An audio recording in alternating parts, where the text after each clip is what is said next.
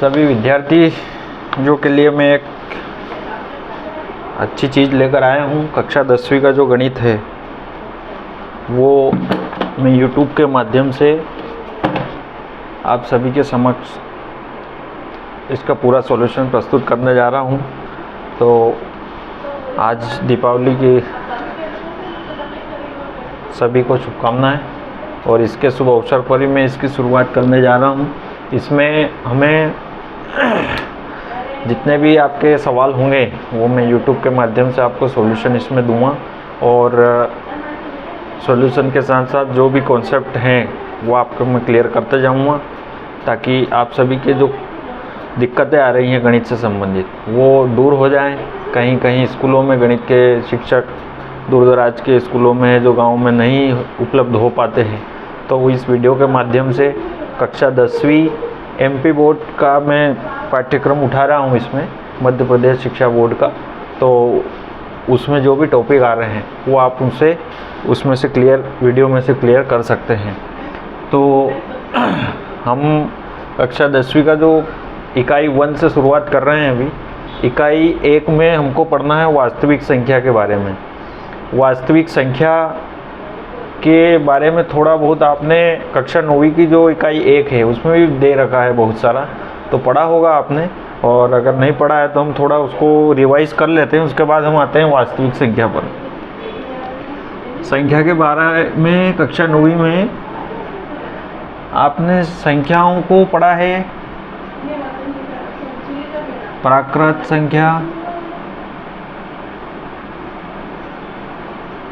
पूर्ण संख्या,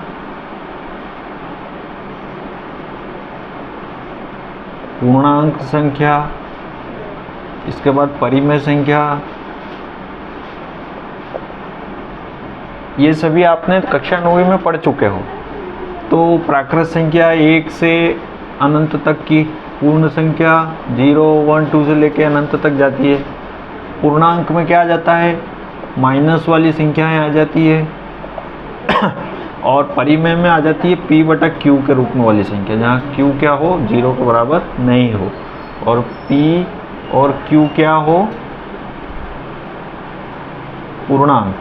P और Q क्या हो, पूर्णांक। ये कक्षा 9वीं में आपने पढ़ा है। अब हम पढ़ते हैं वास्तविक संख्या। वास्तविक संख्या को समझने से पहले आपको जो दशमलव वाली संख्याएं हैं वो थोड़ी समझना पड़ेगी। दशमलव वाली संख्या क्या होती है और कितने प्रकार की होती है, थोड़ा बहुत ये चीज़ें समझ लो ताकि कोई ऑब्जेक्टिव आपको बोर्ड परीक्षा में घुमा फिरा के दे दे, तो ताकि आपका कॉन्सेप्ट क्लियर रहे।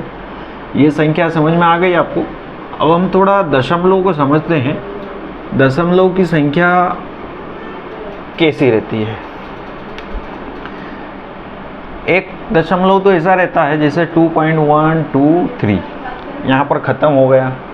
एक दशमलव वाली संख्या कैसे रहती है, 2.1111111, या कोई ऐसी आती है 3333, और कोई 14321 ऐसे चलती रहती है। 3 प्रकार की दशमलव संख्याएं हो गई है। तो ये दशमलव संख्या कैसी है, ये यहाँ पर जाके इसके बाद बंद हो गई है, मतलब ये क्या हो गई है, शांत। इंग्लिश में बोलेंगे इसको टर्मिनेट हो गई है ये। अब ये क्या है, रुकी नहीं है, डैश डैश डैश डैश आगे चल रही है, डैश डैश डैश डैश, तो इसको बोलेंगे अशांत। ये भी अशांत दशमलव संख्या है। अब देखो ये तो आपको क्लियर हो गया कि शांत दशमलव संख्या है, टर्मिनेट, डेसिमल नंबर, है ना। अब ये अशांत में कैसी है तो अशांत, लेकिन ये है नॉन टर्मिनेट, लेकिन ये क्या है, आवर्ती है। एक संख्या की बार बार आवृत्ति हो रही है इसमें, अशांत आवृत्ति।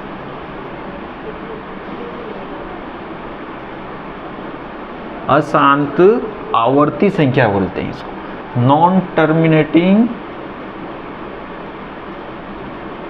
रिकरिंग, या आप इसको रिपीट बोल सकते हैं, है ना।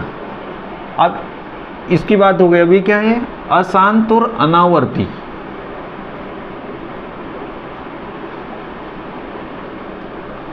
है तो अशांत, पर ये कैसी है, अनावर्ती, मतलब इसमें आवृत्ति एक ही संख्या की नहीं हो रही है, हो तो रही है लेकिन अलग अलग हो रही है। तो इसको हम बोल देंगे non terminating non recurring decimal number, अशांत अनावर्ती संख्या। अब होता क्या है, एक तो शांत दशमलव संख्या और अशांत आवर्ती संख्या, ये दोनों संख्याएं मिलकर क्या बनती है,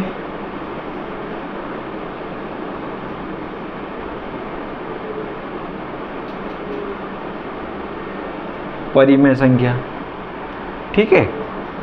और अशांत अनावर्ती संख्या क्या रहती है, अपरिमेय संख्या।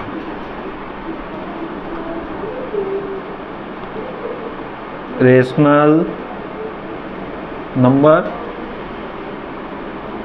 इरेशनल नंबर, ठीक है। एक बार और कॉन्सेप्ट समझ लो, दशमलव संख्याओं के ये प्रकार है, ये इसलिए जरूरी है ताकि आपको वास्तविक संख्या का कॉन्सेप्ट समझ में आ जाए, इसलिए मैं बता रहा हूँ आपको। शांत दशमलव संख्या, दशमलव के 1 या 2 या 3 या 4 डिजिट के बाद वो संख्या क्या हो जाती है, रुक जाती है, उसके आगे नहीं बढ़ती है, तो ये हो गई शांत दशमलव संख्या। अशांत और आवर्ती, अशांत नहीं है, दशमलव का जा रही है, लेकिन क्या जा रही है, एक संख्या बार बार रिपीट हो रही है, तो ये क्या हो गई, अशांत आवर्ती, नॉन टर्मिनेटिंग रिकरिंग या नॉन टर्मिनेटिंग रिपीटिंग। इसके बाद अशांत अनावर्ती, non terminating non recurring decimal number. तो ये वाली और ये वाली संख्याएं मिलकर क्या बनती, इनको हम परिमेय संख्या बोल सकते हैं, रेशनल नंबर हम बोल सकते हैं इनको, पर इसको हम रेशनल नंबर नहीं बोल सकते हैं। इसमें सभी जो रूट वाली संख्या है, करनी वाली, √2, √3, ये वाली संख्याएं आती है, तो ये सभी संख्याएं अपरिमेय होती है, ठीक है। अब आगे क्या होता है, ये हो गई परिमेय संख्या, ये हो गई अपरिमेय संख्या। जब इन दोनों को मिला देंगे, ये और ये मतलब सभी को मिला देंगे, तो जो संख्याओं का एक समूह बनेगा उसे हम क्या बोल देंगे, वास्तविक संख्या, रियल नंबर। अब समझ में आया होगा आपको कुछ कि परिमेय और अपरिमेय संख्याएं दोनों को मिलाने से जो समूह बन रहा है वो क्या कहला रहा है, वास्तविक संख्या।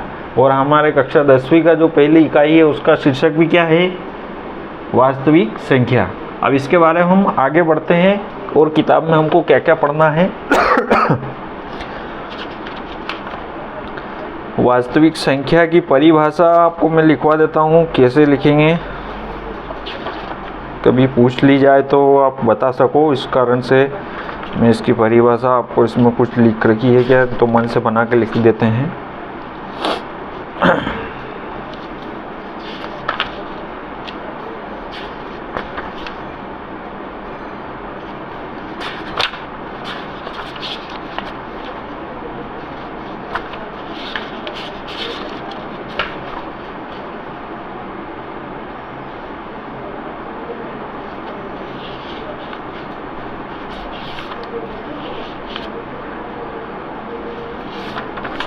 मैं परिभाषा मन से आपको लिखवा देता हूँ, इसमें किताब में तो नहीं दे रखी है। आपने संख्या रेखा का नाम तो सुना होगा, नंबर लाइन। संख्या रेखा मैं आपको बना देता हूँ एक, फिर चित्र तो समझ में आ जाएगा।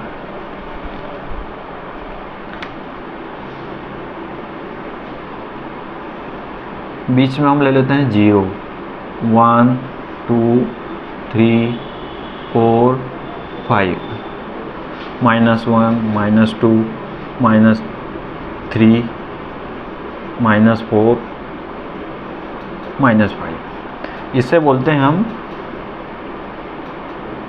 संख्या रेखा नंबर लाइन। संख्या रेखा नंबर लाइन ये कक्षा 9वीं में और 8वीं 7वीं में जो भी आपको बताया होगा, ये रहती है संख्या रेखा नंबर लाइन। इसमें जब हम दाहिनी ओर बढ़ते हैं तो सभी धनात्मक संख्याएं हैं और इधर सभी ऋणात्मक संख्याएं हैं। इससे हम अपने वास्तविक संख्या की परिभाषा बनाएंगे।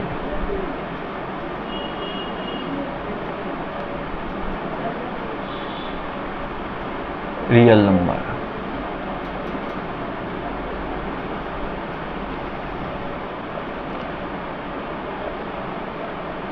संख्या रेखा पर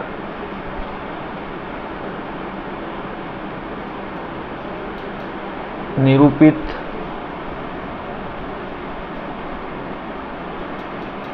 होने वाली सभी संख्याएं वास्तविक संख्याएं कहलाती है। जैसे उदाहरण के लिए लिख लो 0 1 5 -2 -3 1.3 7.34 √2 करनी 3 करनी 2, ये सभी संख्याएं क्या कहलाएगी? वास्तविक संख्याएं। परिभाषा अगर परीक्षा में आपको आती है तो आप ऐसे लिखना और ये संख्या रेखा भी बना देना ताकि प्रभाव कापी जो चेक करेगा उस पर अच्छा पड़ेगा, नंबर अच्छे मिलेंगे आपको। अब ये संख्या रेखा पे हम सभी संख्याओं को प्लॉट कर सकते हैं, बना सकते हैं। अब जैसे 0 और 1, इसके बीच यहाँ 1/2 होगा, इसके बीच यहाँ पे हम √2 कर सकते हैं। इधर माइनस वाली संख्या है, कुछ भी आ सकती है। तो ये बटे वाली संख्या, इसमें एक आध बटे वाली संख्या का उदाहरण लिख लेना, 1.2 2.3 3.5 ऐसा कुछ। तो आप इसको नोट कर लें। ये वास्तविक संख्याओं की परिभाषा क्या है, कैसे है, वो तो मैंने समझा दिया आपको कॉन्सेप्ट। तो अगर परीक्षा में पूछी जाती है तो आप इसको लिख सकते हैं। ये हो गई वास्तविक संख्या की परिभाषा। वीडियो को रोक करके आप इसको नोट कर सकते हैं और हम अब आगे बढ़ते हैं।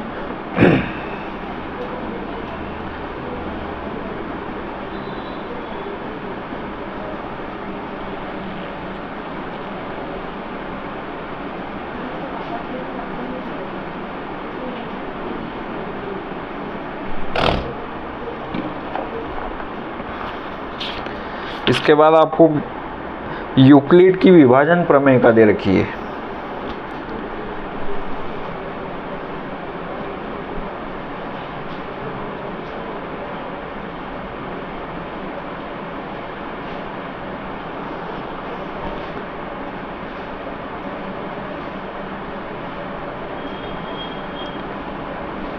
प्रश्नावली जो 1 है आपकी 1.1, वो इसी के आधार पर, इसी पे आधारित है पूरी, जिसमें यूक्लिड का जो फॉर्मूला है प्रमेय का, विभाजन का, ये दे रखा है। हम इसको समझते हैं कैसे है। दो संख्याएं दे रखी है a और b, जहाँ क्या है a बड़ा है b से, तब दो संख्याएं q और r ऐसी हो सकती है। कैसी? a = b × q, a = b × q + r। ज़्यादा दिमाग को लोड मत लेना, इसको आसानी से मैं आगे समझा दूंगा, पर ये बहुत अच्छी है, समझ लेना अच्छे से। जहाँ r क्या है, 0 से बड़ा और बराबर है, और R से बड़ा है B, ये इसका नियम है। देखो दो संख्याएं दे रखी है हमको, A व B, तो दो संख्याएं ऐसी और हो सकती है जिसको जहां A क्या हो, बड़ा हो, B और Q का गुणा करें और R को जोड़ दें तो आएगा क्या, A। हम समझ लेते हैं, 2 और 6 ले लेते हैं हम यहाँ पर, और यहाँ ले लेते हैं 9, या 2 ले लेते हैं। चलो बड़ी संख्या लेनी पड़ेगी हमको, 8 ले लेते हैं, 28 और 2 ले लेते हैं। चलो ठीक है, ये हो गया A, ये हो गया B।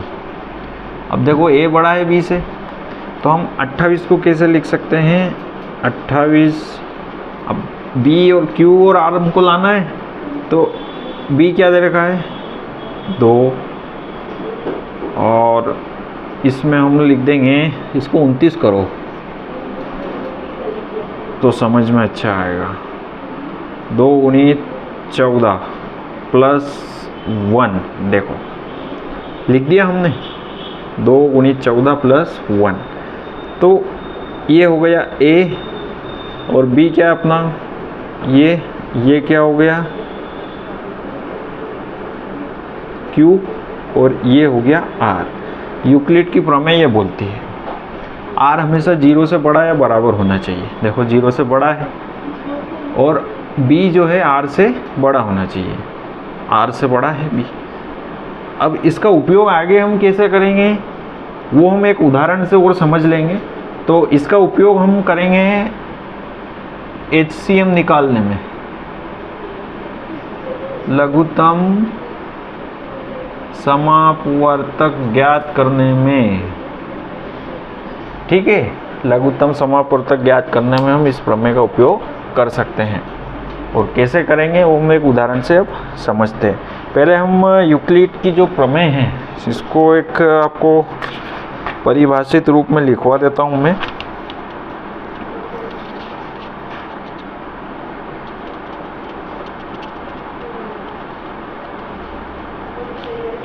लिख लो ताकि आपके पास नोट रहे, नोट्स अच्छे से बन जाएंगे, तो परीक्षा के समय पे केवल इधर उधर देखने हम नहीं पड़े, एक नज़र डालो तो आपको याद हो जाएगा। 2 धनात्मक पूर्णांक A और B, A और B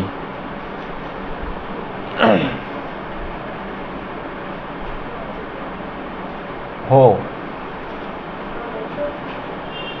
जहां A बड़ा हो B से, तब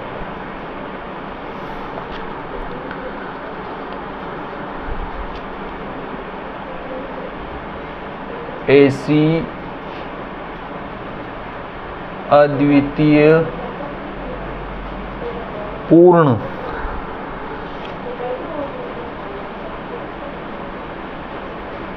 संख्याएं विद्यमान रहती है कि, अब इसको कैसे लिखेंगे हम, A equal to B into Q plus R, है ना, यहाँ पर लिख देना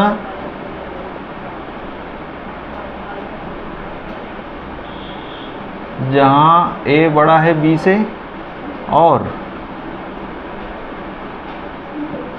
0 से बड़ा या बराबर कौन है, R, और R से बड़ा कौन है, B। ये कंडीशन है उसमें। ये हो गई यूक्लिड की विभाजन प्रमेयिका। अगर आपको क्वेश्चन आ जाए कि यूक्लिड की विभाजन प्रमेयिका को लिखिए, तो ये आप लिख सकते हो इसमें। दो धनात्मक पूर्णांक a और b हो जहाँ a बड़ा है b से, तब ऐसी अद्वितीय पूर्ण संख्याएं विद्यमान रहती है। पूर्ण संख्याएं मतलब क्या? पूर्णांक नहीं है इसमें, पूर्ण है। पूर्ण मतलब 0 से लेके अनंत तक की, नेगेटिव नहीं आएगी इसमें संख्या। तो ये इसको हम ऐसा लिख सकते हैं। अब इसको एक हम उदाहरण के द्वारा समझेंगे। आपकी किताब में जो उदाहरण नंबर 1 दे रखा है ये हम करते हैं इसमें। और उदाहरण नंबर 1 में हमको निकालना है लघुत्तम समापवर्तक HCF। तो थोड़ा HCF के बारे में मैं आपको बता दूं। HCF क्या होता है? कोई भी संख्या ली हमने, जैसे 8 लिया, 8 के गुणनखंड करें, 2 दूनी 4 दूनी 8, एक ले लिया हमने 6, 2 3 6। अब हमको निकालना क्या है? HCF, हाईएस्ट कॉमन फैक्टर, लघुत्तम समापवर्तक। अब ये तो शब्द है, इसको याद कर लो। मुख्य रूप से इसमें करना क्या है हमको? अब इसमें देखना है कि एक जैसे गुणनखंड कितने आ रहे हैं। देखो 2 इसमें आ रहा है तो इसमें भी आ रहा है, बाकी और कुछ मिल रहा है क्या? तो नहीं मिल रहा है। तो इन दोनों का 8 और 6 का लघुत्तम समापवर्तक क्या हो जाएगा? 2, क्योंकि 2 ही एक ऐसा गुणनखंड है जो दोनों में आ रहा है, एक बार आ रहा है दोनों में। अगर हम इसको ऐसा लें, 8 ले लें और 16 ले लें, 2 2 2 2 4 8। अब देखो इसमें लघुत्तम समापवर्तक कितना आएगा? देखो ये दोनों में आ रहा, ये दोनों में आ रहा, ये दोनों में आ रहा। तो 8 और 16 का लघुत्तम समापवर्तक कितना आएगा? 2। हाईएस्ट कॉमन फैक्टर कितने हैं? 3 आ रहे हैं 2 बार, तो ये क्या हो जाएगा? 8। ये इसको ऐसे भी लिख सकते हैं, 8 × 1 8 × 2, तो 8 दोनों में आ रहा, तो ये 8 क्या हो गया इसका? हाईएस्ट कॉमन फैक्टर, लघुत्तम समापवर्तक, ये हो गया। तो अब जैसे ये तो छोटी संख्या थी तो हमने गुणनखंड करके निकाल लिया। अब ज़्यादा बड़ी संख्या अगर आ जाएगी तो ये करने में हमको टाइम लगेगा। इसी का समाधान करने के लिए यूक्लिड महोदय जो है हमारे गणितज्ञ, इनने एक प्रमेय बनाई है गुणनखंड करने की। वो प्रमेय हम देखते हैं, उसका उपयोग हम कैसे करेंगे। उदाहरण नंबर 1 आपकी किताब में दे रखा है। उसमें क्या दे रखा है?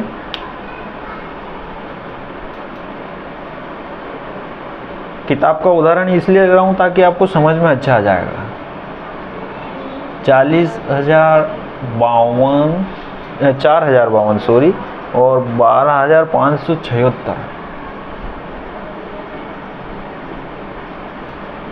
का HCF निकालना है। ठीक है। अब वो 8 और 16 का तो आप ऐसे ही कर दोगे, गुणा करके, 2 दूनी 8 8 दूनी 16।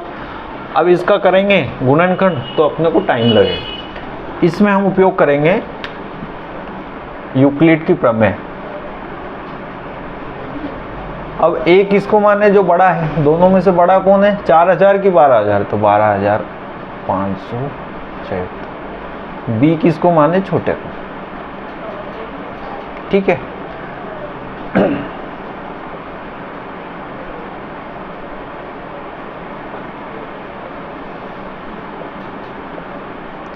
यूक्लिड की प्रमेय से। अब यूक्लिड की प्रमेय क्या कहती है कि दो संख्याएं हो a और b आपके पास, तो आप p और q नहीं, q और r कुछ भी नाम दे दो।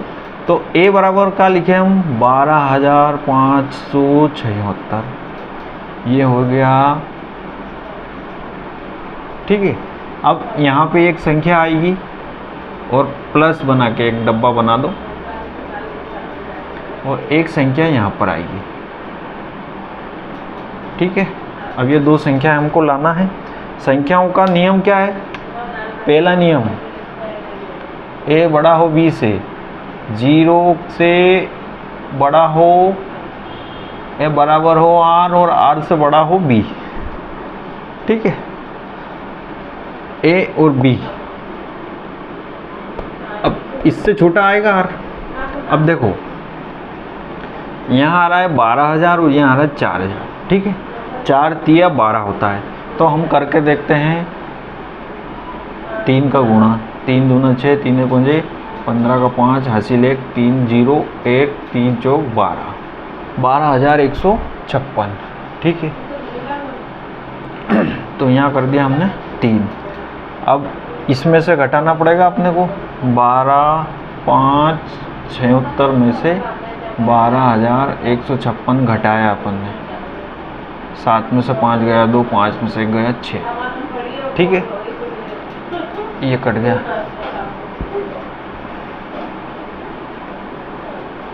पाँच में से गया तो 4 बचेगा। अब देखो ये आपका फॉर्म बन गया यूक्लिड प्रमेय वाला। यूक्लिड की प्रमेय से हम क्या लिख सकते हैं, A = B × Q + R, ठीक है। देखो ये बन गया। अब इसमें Q + R हमने दे रखा, ये आ गया अपने पास Q और R। ये पहली स्टेप अपनी ख़त्म हो गई। अब ये स्टेप कब तक करना है अपने को, जब तक कि यहाँ पर क्या नहीं आ जाए, कुछ भी नहीं करा इसमें हमने, आप समझ लो। इसमें केवल ये करा हमने, 2 संख्याएं थी, बड़ी वाली को A मान लिया, छोटी वाली को B मान लिया। बड़ी वाली को इधर लिखा, बराबर का चिन्ह लगाया। अब इसमें ऐसी संख्या का गुणा करना है अपने को कि इसके नज़दीक आ जाए अपन, शेष फल कम से कम बचे। तो 4 कर देते तो ये ऊपर चला जाता, तो 4 नहीं करना अपने को, तो हम 3 में करा, 3 का गुणा करा तो शेष फल कितना बचा, 420। नंबर भी बढ़िया आया 420। अब अगले स्टेप में क्या करेंगे हम, शेषफल 0 के बराबर नहीं है, तो अब दूसरी स्टेप फिर से करेंगे। उसमें 2 संख्याएं कौन सी लेंगे हम, एक ये वाली, हर बार आपको ध्यान रखना है, एक तो B और फिर एक क्या लेंगे R। अब ये जो B है और R है, अब ये B क्या बन जाएगा, ये देख लो, स्टेप 1 स्टेप 2, बराबर का चिन्ह लगाया। अब ये शेषफल को लाए 420,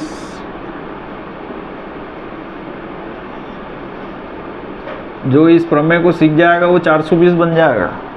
बहुत अच्छी प्रमेय है, बहुत काम देगी। अब देखो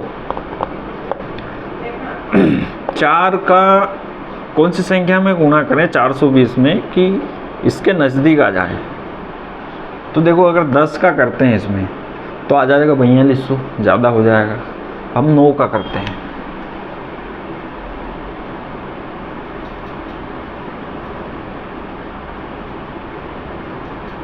सही कराना गुणा मैंने, देख लेना।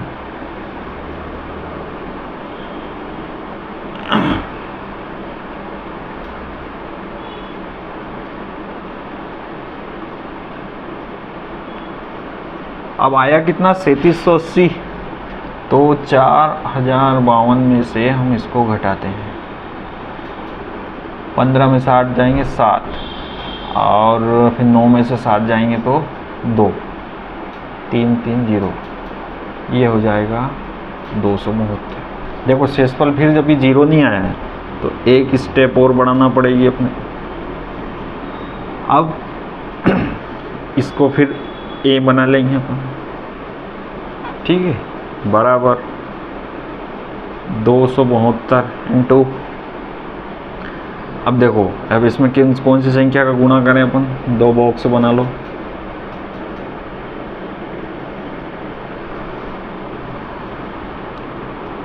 दो दूना 4, 2 का करके देखो,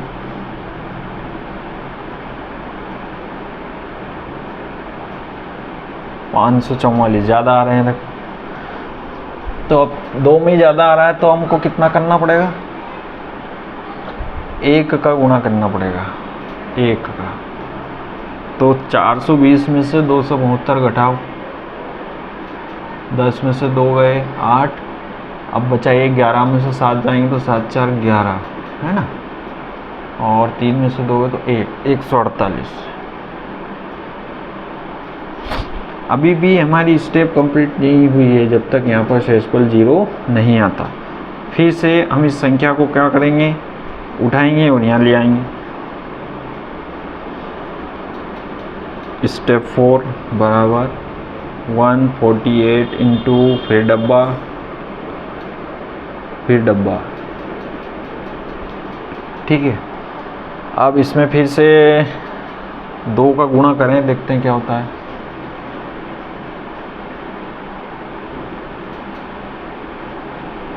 दो 296 आ रहा है, ज़्यादा हो रहा है, फिर से एक बार जाएगा। अब 148, 272 में से 148 घटाओ, 12 में से 8 गए तो 4, 6 में से 4 गए 2, और 2 में से 1 गया 1।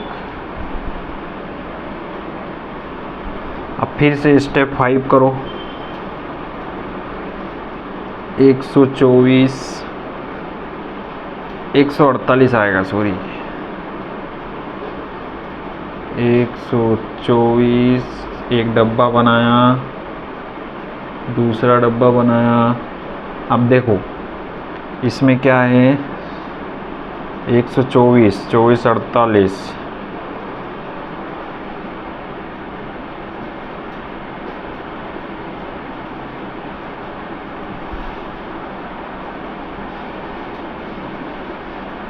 एक मिनट रुकना, कहीं मिस्टेक हो गई है क्या। 124 गुणित 1 करा, 124 आ जाएंगे, बचेंगे कितने, 24। ये हो गया। अगली स्टेप करेंगे अपन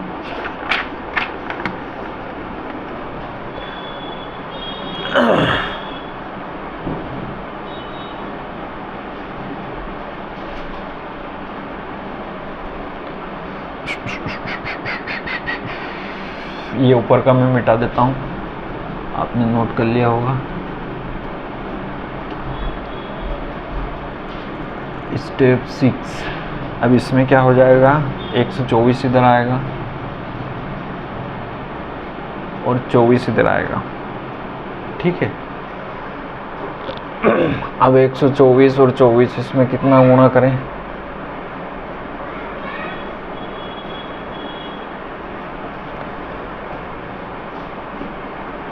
2, 6, 12, 5 बार करते हैं अपन।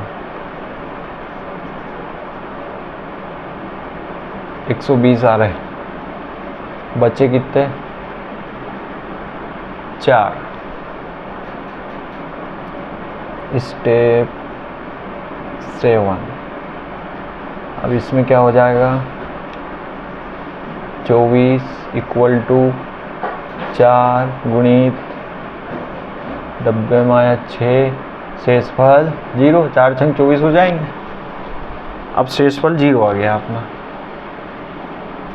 शेषफल 0 आ गया है तो हम यह कह सकते हैं, इसलिए प्रक्रिया यहाँ समाप्त हो जाती है। एवं चूंकि इस स्थिति में भाजक 4 है इसलिए 12 और एलसीएम 4। अब समझ लो, सबसे पहले यूक्लिड की प्रमेय से हमको क्या निकालना था, HCF हाईएस्ट कॉमन फैक्टर, लघुत्तम समापवर्तक। तो 2 संख्याएं दे रखी थी हमको, एक ये वाली और एक ये वाली। इनको हल करके हमें HCF निकालना था। यूक्लिड की प्रमेय कहती है कि 2 संख्याएं हो A और B, जहां A बड़ा हो B से और 0 से बड़ा या बराबर हो R और R से बड़ा हो B, तब हम इसका गुणनखंड नहीं करते हुए इस विधि से HCF निकाल सकते हैं। सबसे पहले हमने जो बड़ी संख्या थी उसको माना A, B की जगह क्या रख दिया ये, और 2 संख्याएं Q और R लाना हमको। तो इस संख्या में ऐसी कौन सी संख्या का गुणा करें कि इसके नज़दीक आ जाए हम, तो 3 का करा हमने गुणा, शेषफल जो बचा यहाँ लिख दिया। अगली स्टेप में फिर इसको A पे ले आए हम, ये यहाँ आ जाती है और ये यहाँ आ जाती है संख्या। अब इसमें कौन सी ऐसी संख्या का गुणा करें कि इसके नज़दीक आ जाए, तो 9 का गुणा करा, शेषफल 272 बचा। अब फिर 420 यहाँ आया, 272, एक बार 148 बचे, ये आ गया, 272 यहाँ आ गया, फिर एक बार 124 बचे, फिर शेषफल 24 बचा। मतलब पहले 420, 272, 148, 24, 4 और 0। यहाँ आने पर हमारी ये प्रोसेस समाप्त हो जाती है, शेषफल 0 आ गया। अब शेषफल 0 आ जाता है तो ये जो है संख्या, जहाँ पर शेषफल 0 आ जाए, ये हमारा उत्तर है। HCF क्या हो जाएगा? 4। तो हम यहाँ लिखेंगे क्या, हम किताब में आपको लिखा है उस हिसाब से मैं लिखवा देता हूँ। शेषफल 0 प्राप्त हो गया है, इसलिए प्रक्रिया समाप्त होती है। इसमें भाजक 4 है, इसलिए 12, 576 और 40, 52 का HCF 4 है। मैं इसको रफ कर रहा हूँ।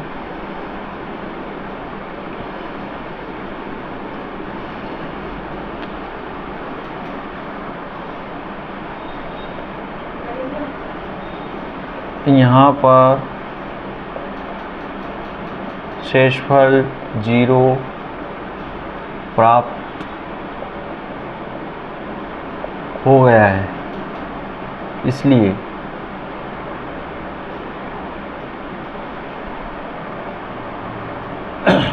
हम कह सकते हैं कि संख्या क्या थी अपनी? 40, 52, 12, 576।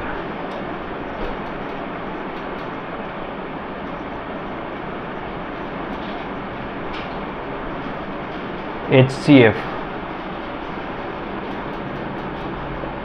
4 होगा, ये आंसर है अपना। हमको ज्ञात क्या करना था? 12, 5, 76, 40, 52 का HCF ज्ञात करना था हमको। और HCF ज्ञात करने के लिए हमने ये प्रक्रिया अपनाई, तो ये 4 बचा अपना आखिरी में।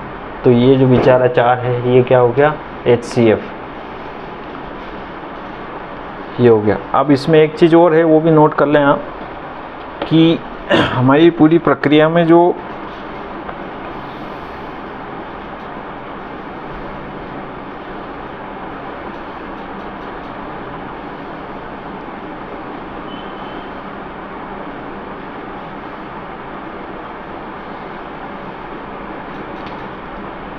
हमने जो भी ये निकाले थे, जैसे 4 और 24 है, 0 और 4 है, 0, 4, 4, 24 है ना।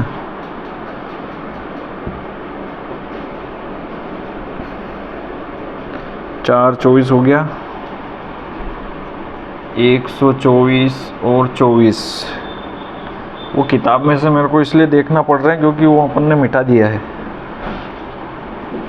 148, 124,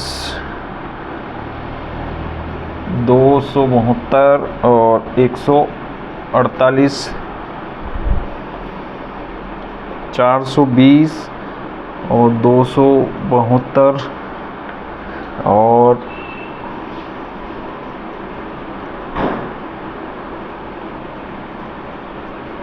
और आखिरी में क्या आ गया?